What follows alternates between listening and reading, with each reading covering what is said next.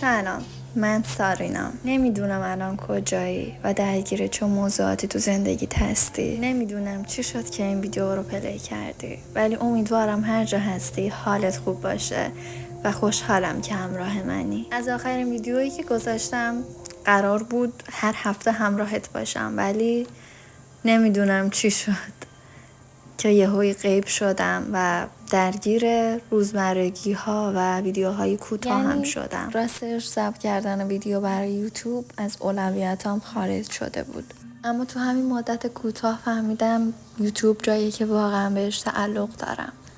تو این فضا انقدر همه چی واقعیه که حتی از ریاکشن های منفی حس خوبی میگیرم. خودم قول دادم سه‌شنبه اون روزی باشه که براتون ویدیو میگیرم.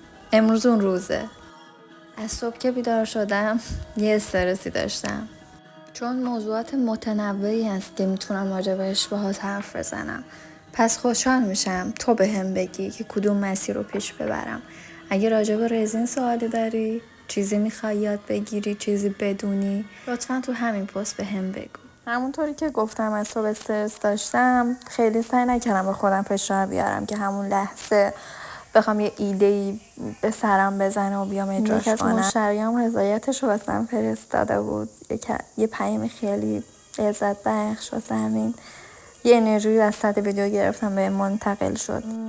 نمیدونم چند نفرتون دوره‌های خودشناسی سود هربی رو میشناسین، با روانشناسی یونگ آشنایی دارید، ولی خودم رو با اون پادکست مشغول کردم. یکم هم تو یوتیوب گشتم تا ذهنم باز بشه. البته اولین کاری که کردم سر صبح این بود که شروع کردم نوشتن. معمولا حسایی که دارم رو می-نویسم. این کار باعث میشه به مرور بفهمی این ترسی که توته واسه چیه، حس منفی که داری واسه چیه. یعنی از یه مبدأ شروع میشه، برای همچنان که ادامه میدی تا انتهای صفحه که میرسه میدونی منشأ این حسی که الان داری از کجا آمده و راه چارش چیه. راستش نهارمو که خوردم دیگه گفتم الان وقتشه باید بری. میخواستم از نوسازی یک استند قدیمی شروع کنم.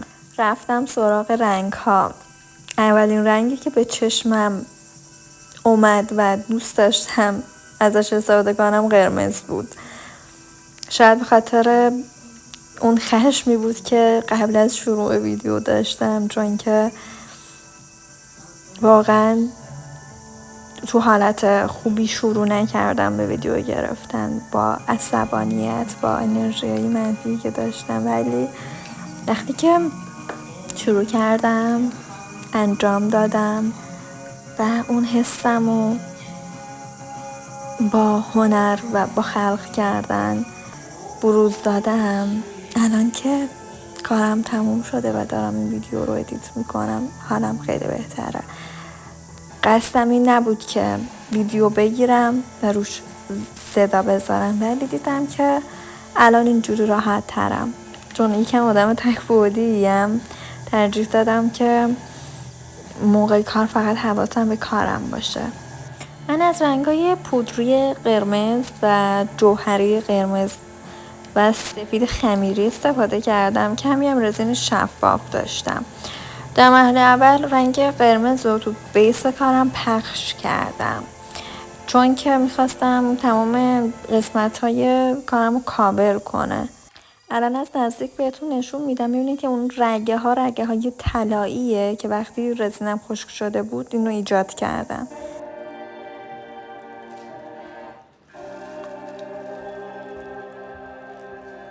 در کل بخوام از حس و حال این روزام بگم خیلی عجیبه.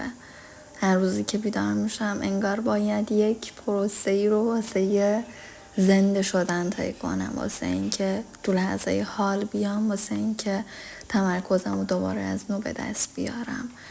یه حس درونی بهم اینو میگه که یه سری فروپاشیایی تو من ایجاد میشه تا من یه چیزی رو بفهمم، یه تغییر رو ایجاد کنم. هر بار یه تغییر کوچیکی ایجاد میکنم، ولی باز انگار کافی نیست. شاید باید بزرگتر قدم بردارم، نمیدونم. حس و حال امروزم خیلی گیج و تو ندونم کاری بود، ولی تنها چیزی که میدونستم این بود که باید این قدم مثبت واسه خودم بردارم، خلق کنم، هم یه ویدیوی جدید واسه یوتیوب، حس و حالم بروز بدم، خود واقعیم باشم. تو این ویدیو واقعا همه چیم واقعی بود. ببخشید که خیلی شلوغ قلوغ بود، حتی صدای موزیکایی که داشتم حین ویدیو گرفتن گوش میکردم و پاک نکردم، حتی طبقی که الان زدم و پاک نکردم.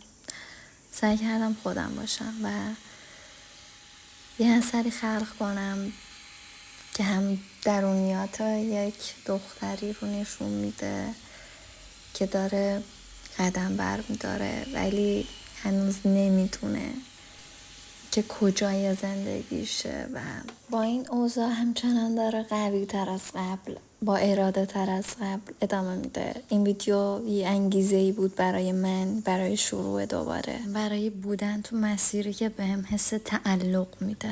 بهم بگو از این ویدیو چه حسی گرفتی و انگیزه این روزای تو چیه؟ چی بهت حس بهتری میده و تو چه مسیری هستی؟ ممنون که همراه مایی. خیلی ماهی. برای دیدن ویدیوهای بیشتر حتما چینلمو سابسکرایب کن.